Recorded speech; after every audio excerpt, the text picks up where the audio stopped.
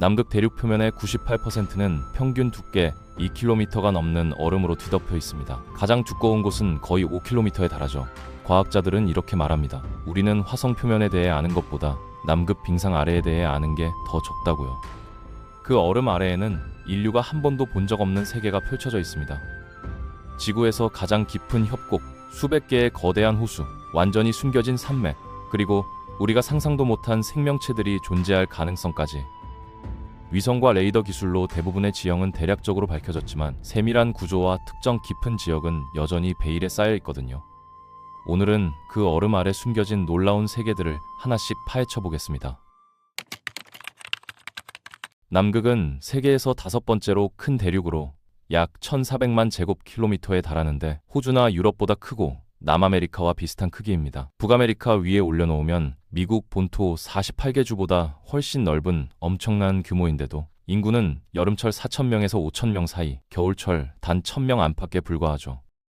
겨울이 되면 몇 달 동안 밤이 계속되고 내륙 지역의 기온은 평균 영하 60도 전후까지 떨어지며 최저 기록은 영하 80도대까지 내려갑니다. 비교적 따뜻한 해안 지역조차 겨울에는 영하 30도에서 40도 사이를 오가거든요.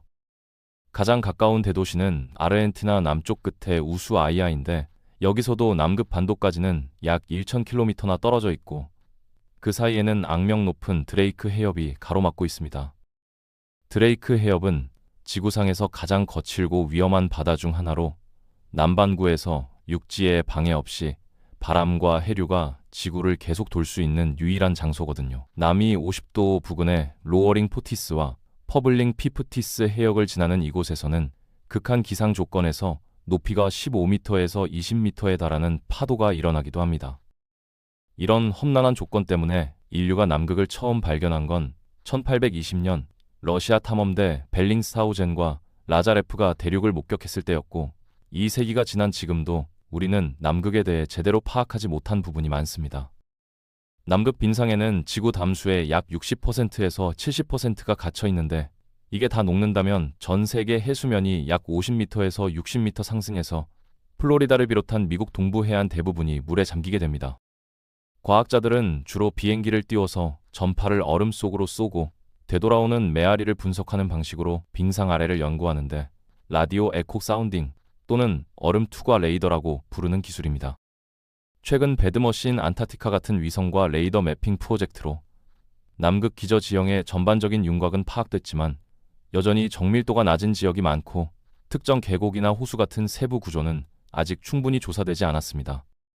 얼음이 다 녹는다면 남극은 지금과 완전히 다른 모습을 드러낼 겁니다. 현재 남극 반도라고 부르는 지역은 사실 여러 섬과 산맥이 모인 독립된 산악 군도 형태로 나타날 거고 서쪽에서 바라보면 군도의 모습이 뚜렷하게 보이겠죠. 나머지 대륙인 대남극은 호주와 비슷한 크기로 바다 위에 남아있을 겁니다.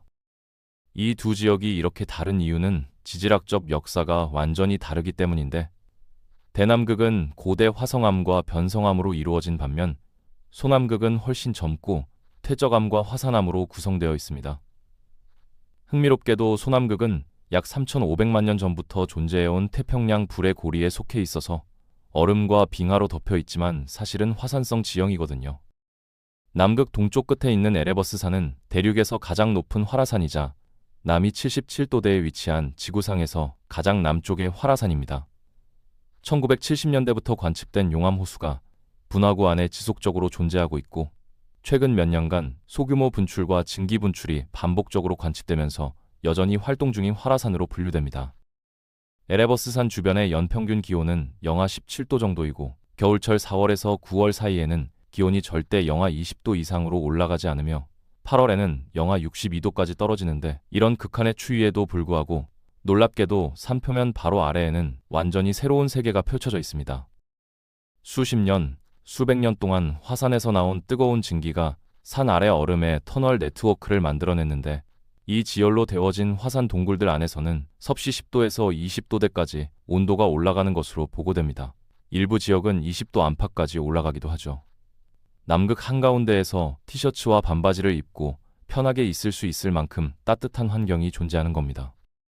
2017년 호주 국립대학교의 세리드웬 프레이저 연구팀이 에레버스 산 아래 화산 동굴 토양에서 샘플을 채취했는데 분석 결과 조류와 이끼류의 DNA 흔적뿐만 아니라 소형 무척추 동물의 DNA 흔적도 발견됐습니다. 발견된 DNA 대부분은 표면에서 이미 알려진 종들과 유사했지만 일부 흔적은 우리가 아는 어떤 종과도 일치하지 않았고 새우, 진해, 거미 같은 절지동물과 가장 가까운 관계를 보였거든요.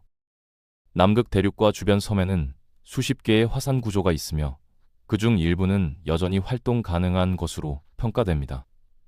이들 화산 아래에도 비슷한 따뜻한 동굴이 존재할 가능성이 있는데 현재까지는 에레버스산 주변 동굴 외에 유사한 생태계가 확인된 사례가 제한적이지만 앞으로 더 많은 오아시스 같은 생태계가 발견될 수 있다는 가설이 제기되고 있습니다. 라디오 에코 사운딩 데이터로 남극 상공을 비행한 항공기들은 얼음 아래에 구불구불한 계곡, 강바닥, 언덕이 펼쳐진 광활한 풍경을 발견했습니다. 지구 다른 곳의 풍경과 비슷하지만 시간이 정지된 채 수 킬로미터의 얼음 아래 갇혀있는 모습이죠. 2019년 발견된 가장 놀라운 지리적 특징은 지구 육지 표면에서 가장 깊은 협곡입니다. 대남극 내부의 덴먼 빙하 아래에는 해수면 아래로 3.5km, 정확히는 약 3,500m나 깊이 내려가는 협곡이 있는데 배드머신 안타크티카 프로젝트에 의해 확인되면서 바다를 제외한 지표상 가장 깊은 지형으로 인정받고 있습니다. 대서양의 평균 깊이가 약 3.3km이고 에베레스트산 높이가 약 8.8km인 것을 고려하면 이 협곡은 대서양 평균 깊이와 거의 같고 에베레스트산 높이의 약 절반 정도 되는 깊이거든요. 지구상에서 노출된 육지 중 해수면 아래로 가장 낮은 곳은 요르단, 이스라엘 웨스트뱅크 사이의 사해 해안선인데 해수면 아래 413m에 불과합니다. 남극의 이 협곡은 그보다 거의 8.5배나 더 깊은 곳까지 내려가죠. 1958년 남극의 소련 연구팀이 레이더를 이용해 빙상 아래에서 아무도 몰랐던 거대한 산맥을 발견했는데 소련 지구 물리학자 그리고리 가메르츠의 이름을 따서 가메르츠 산맥 또는 가부르체프 산맥이라고 명명됐습니다. 이 산맥은 남부 유럽의 알프스와 비슷한 규모로 길이가 약 1,200km에 걸쳐 뻗어 있고 봉우리는 최대 2,700m에서 3,400m까지 솟아있지만 대부분이 수백 미터 이상의 얼음과 눈에 완전히 묻혀 있어서 표면에서는 전혀 보이지 않습니다. 1950년대 후반과 1960년대 초 연구자들은 동남극의 위크스랜드 지역에서 큰 중력 이상 현상을 감지하기 시작했는데 자연적으로 예상되는 것보다 중력이 약한 지역이 발견된 겁니다. 2006년 오하이오 주립대학교 연구팀이 나사와 독일 항공우주센터의 그레이스 위성 중력 데이터를 분석해 빙상 아래에 묻혀있는 잠재적 운석 충돌 구조를 발견했다고 발표했습니다. 위크스랜드 크레이터라고 불리는 이 구조는 너비가 약 480km에 달하는 거대한 규모인데 만약 이게 정말 운석 충돌 크레이터로 확인된다면 지금까지 세계에서 발견된 것 중 단연 가장 큰 것이 될 겁니다. 공룡을 멸종시킨 것으로 알려진 멕시코 유카탄 반도의 칙슬루브 크레이터 직경이 약 180km인 것과 비교하면 직경이 약 2.5배에서 3배 더 큰 거죠. 다만 이 지역은 극도로 외딴 곳이고 수 킬로미터의 단단한 얼음 아래에 있어서 아직까지 직접적인 암석 샘플이나 충격 변성 증거가 채취된 적이 없습니다. 그래서 위크스랜드 구조가 소행성 충돌로 형성됐다는 주장은 현재로서는 가설적 이론일 뿐이고 학계에서 확인된 크레이터라기보다는 잠재적 충돌 구조로 보고 있습니다. 만약 충돌 가설이 맞다면 이런 거대한 크레이터를 만들려면 공룡을 멸종시킨 소행성보다 4배에서 5배는 더 큰 대략 40km에서 50km 너비의 소행성이 필요했을 것으로 추정됩니다. 뉴욕시의 센트럴파크에서 코네티컷까지 뻗을 정도로 거대한 소행성이죠. 연구자들은 이 구조가 침식과 지질학적 변화를 고려할 때 1억 년에서 5억 년 전 사이에 형성됐을 가능성이 있다고 추정하는데 이는 지구 역사상 가장 큰 대멸종 사건인 약 2억 5,200만 년 전 페름기 트라이아스기 멸종 사건과 시기가 어느 정도 겹칠 수 있습니다. 그 사건은 당시 존재하던 생물 분류군의 57%를 빠르게 전멸시켰는데 지구 해양종의 81%와 육상 척추동물 종의 70%가 사라지면서 대멸종이라고 불립니다. 정확한 원인은 아직도 명확하게 밝혀지지 않았지만 일부 연구자들은 윌크스랜드 구조가 이 대멸종과 연관될 수 있다는 가설을 제시하고 있습니다. 다만 이는 학계에서 널리 인정된 결론은 아니고 충돌 사건 자체가 확정되지 않았기 때문에 추정 수준으로 받아들여야 합니다. 남극 빙상 표면 아래에는 수백 개의 액체 호수들도 숨어 있습니다.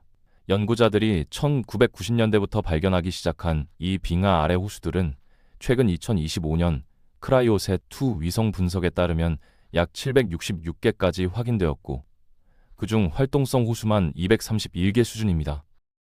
이 호수들 중 가장 큰 호수는 보스톡 호수로 1990년대 초 러시아 연구팀이 동남극 지역에서 발견했고 1996년 과학 저널 네이처에 발표되면서 대중에게 알려졌습니다. 보스톡 호수는 남극 빙상 표면 아래 약 4km 깊이에 존재하는 거대한 액체 물덩어리인데 길이 240km, 폭 50km, 부피 약 5,400세제곱킬로미터로 지구 내 호수 중 최대급 중 하나입니다. 미국의 미시간 호수 부피가 약 4,900세제곱킬로미터인 것과 비교하면 보스톡 호수가 약간 더 큰 셈이죠. 흥미롭게도 보스톡 호수에 담긴 액체물은 영하의 온도를 유지하는데 평균 약 영하 3도입니다. 이게 가능한 이유는 호수 바닥 아래 지열 분출구가 열을 제공하고 위에 4km 두께 얼음이 가하는 막대한 압력이 물의 어는 점을 낮추면서 호수의 물을 위의 극한 추위로부터 단열시켜주기 때문입니다. 보스톡 호수는 수백만 년 이상 빙하에 의해 외부 세계로부터 격리되어 왔을 가능성이 있는데, 만약 호수 안에 생명체가 존재한다면 매우 오랜 시간 동안 세계의 다른 모든 곳과 분리된 채 독자적으로 진화했다는 의미입니다. 2012년 러시아 연구팀이 남극 빙상 표면에서 거의 4km 아래로 시추를 진행해 보스톡 호수에 도달하는 데 처음으로 성공했고, 물 샘플을 채취해서 표면으로 가져왔습니다. 하지만 이 샘플은 적절하게 살균되지 않았다는 비판과 함께 오염 가능성이 제기되었고, 이후 등유 오염과 시추 비트에서 유입된 외부 박테리아가 발견되면서 학계에서 논쟁이 되었습니다. 그럼에도 연구자들은 2012년 샘플에서 현재 알려지지 않은 박테리아 종을 확인했고, 국제 데이터베이스와 일치하는 게 없어서 보스톡 호수에 존재할 수 있는 미지의 미생물 종에 대한 증거로 희망하고 있습니다. 보스톡 호수 주변에 부착 얼음과 빙하를 분석한 연구에서는 해양 갑각류나 어류와 유사한 유전자 서열도 발견되었는데, 남극 해안선에서 흔한 바위대구 종과 97% 이상 유사한 rRNA 서열이 보고되기도 했습니다. 다만 보스톡 호수 안에 실제로 물고기나 복잡한 생명체가 살고 있는지는 아직 직접적으로 확인되지 않았고, 추가 연구와 더 정밀한 샘플링이 필요한 상황입니다. 2021년 12월 뉴질랜드 과학자 팀이 서남극의 캔비 스트림 빙하 아래 500m 지점에 있는 액체물 동굴로 카메라를 내렸을 때 그들이 본 것은 모든 관련자를 충격에 빠뜨렸습니다. 실제로 수십 마리에서 수백 마리에 이르는 새우 같은 해양 갑각류, 암피포드가 완전한 어둠 속 가장 가까운 햇빛에서 500km나 떨어진 고립된 동굴에서 번성하고 있었거든요. 거의 아무도 이렇게 많은 생명체를 예상하지 못했던 발견이었고, 이는 남극 빙상 아래에 우리가 상상하지 못한 생명체들이 존재할 가능성을 보여주는 강력한 증거가 됐습니다. 남극 빙상 아래에는 미지의 생명체와 지리적 특징들 외에도 엄청난 양의 천연 자원도 존재할 가능성이 높습니다. 남극이 본격적으로 빙상을 갖기 시작한 시기는 약 3,400만 년 전 에오세 올리고세 경계로, 그 전 고생대와 중생대에 남극은 온대나 열대의 기후였고 숲과 공룡을 비롯한 다양한 생명체가 존재했다는 화석 증거가 있습니다. 이런 생명체들이 죽어서 수억 년에 걸쳐 석유 같은 탄화수소로 변환될 충분한 시간이 있었던 거죠. 2024년 5월 영국 의회 세션에서 러시아가 외데레 지역에서 약 5,110억 배럴 규모의 석유가 매장되어 있을 수 있다고 추정했다는 보고가 언급됐습니다. 이는 사우디아라비아가 가진 석유 매장량의 약 2배에 달하는 양인데, 현재 유가로 환산하면 약 44조 달러의 가치에 해당합니다. 다만 이 수치는 러시아 측의 추정치이며 독립적 과학 논문이나 공식 매장량 인증은 아직 없다는 점을 명확히 해야 합니다. 문제는 이 추정 유전이 영국령 남극 지역, 아르헨티나, 칠레가 동시에 중첩된 영유권을 주장하는 지역 한가운데에 있다는 겁니다. 하지만 현재로서는 1959년 체결된 남극 조약과 1991년 환경보호 부속 의정서 때문에 남극에서 석유나 광물 채굴이 불법입니다. 남극 조약은 남극을 군사 목적으로 사용하는 것을 금지하고 과학 연구를 위해 보존하도록 규정하고 있으며, 환경보호의정서는 광물과 석유 채굴을 50년 동안 금지하고 있죠. 하지만 이 의정서는 2048년에 재검토가 가능하고 특정 조약 당사국은 탈퇴할 수 있다는 조항이 있습니다. 외대래의 얼음 덮개는 기후변화로 점점 얇아지고 있고 선박이나 해양 석유 시추선으로 접근하기가 점점 더 쉬워지고 있습니다. 2048년이 되면 아르헨티나, 영국, 칠레, 그리고 러시아를 비롯한 다른 강대국들이 수조 달러의 잠재적 석유 자원을 놓고 남극에서의 시추를 허용하려는 움직임을 보일 가능성이 큽니다. 이 유전을 차지하는 나라가 세계의 다음 사우디아라비아가 될 수 있다는 건 누구나 아는 사실이거든요. 지구에서 가장 신비로운 대륙 남극, 그 얼음 아래에는 우리가 이제 막 발견하기 시작한 놀라운 세계가 펼쳐져 있고, 동시에 인류의 탐욕이 이 마지막 순수한 땅을 어떻게 변화시킬지 아무도 장담할 수 없는 불확실한 미래가 기다리고 있습니다.